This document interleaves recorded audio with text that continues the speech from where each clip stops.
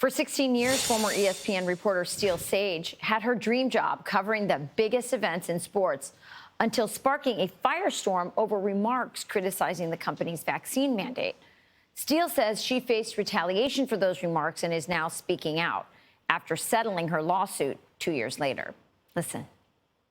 I didn't know what my line was until it was crossed. And then I knew I had to make the hardest decision of my life, to fight back against the company that I love my job. When you stand up and you have a lawsuit, you know that that's going to go away. And I was so scared, but I knew that I had to push through that fear and fight, or else shut up and stay silent. Our next guests know all about the fight for basic rights. Former NCAA swimmer Riley Gaines joins us now, along with former NBA player and activist Enes Kanter Freedom. I'll start with you, Bill. First of all, welcome to both of you, and I'll start with you, Riley. You know what it's like to face that moral, personal dilemma and know that if you make that call to do what you think is right, you're going to face some pretty serious repercussions. Tell us about what you thought about that interview, and especially in light of what you faced. I think Sage is so amazing. There are so very few people, whether that's in sports, in academia, in corporate America, in the medical profession, even in the church, there are so very few people willing to stand for what is right. But Sage is one of those. She's someone who I go to for advice. She's someone who inspires me to keep going. We need more people like Sage. And if I was a woman working at ESPN, especially in light of how they've approached this women's sports issue, I'd walk out. Yeah, she is an incredible woman. I met her very early in my career as well, and have been really just in awe of what she's accomplished, and especially what she did in this case. Enes, you did something similar. What did you think? You know, being in this professional sports world for lots of years, I know from firsthand that, you know, she's fearless. She's amazing of what she's doing. And she's a one brave woman. And I applaud and proud of her work that trying to hold people and companies accountable. You know, unfortunately, you know, the cancel culture is real in the sports world, and you cannot really say how you feel or what you want to say, or you will get canceled. So that's why it's so hard for athletes to come out and say something, because they know you're going to lose endorsement deals, you're going to lose lots of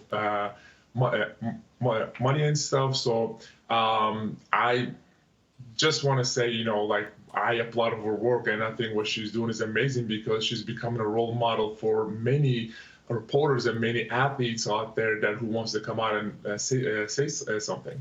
I want to play you another clip from the interview. There were so many, it was hard to pick which one, but here's one of her talking about her love for America.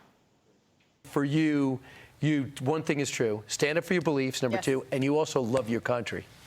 Yeah, sorry. I don't know why that's a bad thing these days. And you know what? I'm over it. For so many years, I was quiet, and I was that disease of being a pleaser. I would get quiet because I was afraid to ruffle feathers.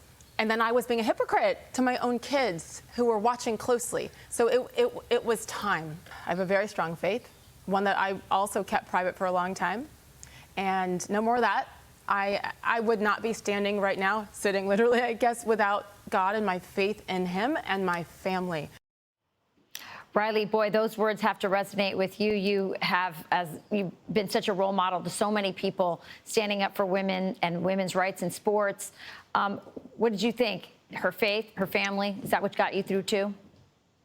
Absolutely. And let me just say, I love how she mentioned she was being a pleaser. I think that's really important, especially for us as women. We tend to be more compassionate and emotionally driven and apologetic. And she found herself in that case. I did as well. When all of this started happening, I felt like I had to adhere to the guidelines and use the pronouns and all of that nonsense. So that first and foremost, but secondly, her faith. I just love that she mentioned that. It's not talked about enough. And me personally, as a Christian, that's what this is. These battles that I'm facing, that Sage has faced, they're spiritual battles. And so for her to take a strong stand in her faith, as well as loving her country, which again, those two things, how can they be controversial? It's really amazing. And again, we don't see enough people doing that.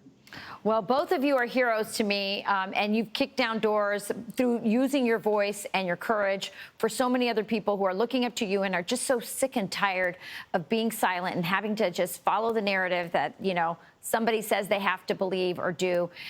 You both are just incredible people. You can catch more of Riley and Enes tonight on Outkick on Fox. It's a special that's airing on Fox News at 10 p.m. That show is hosted by Charlie, Clay, Travis, and I believe Tommy Lahren. So you got to catch that. That's a new special. And both Riley and Enes Kanter will be on there tonight, or Enes Kanter Freedom. I love your last name. So we're going to keep saying that. Thank you both for joining us. I'm Steve Ducey. I'm Brian Kilmeade. And I'm Ainsley Earhart. And click here to subscribe to the Fox News YouTube page to catch our hottest interviews and most compelling analysis.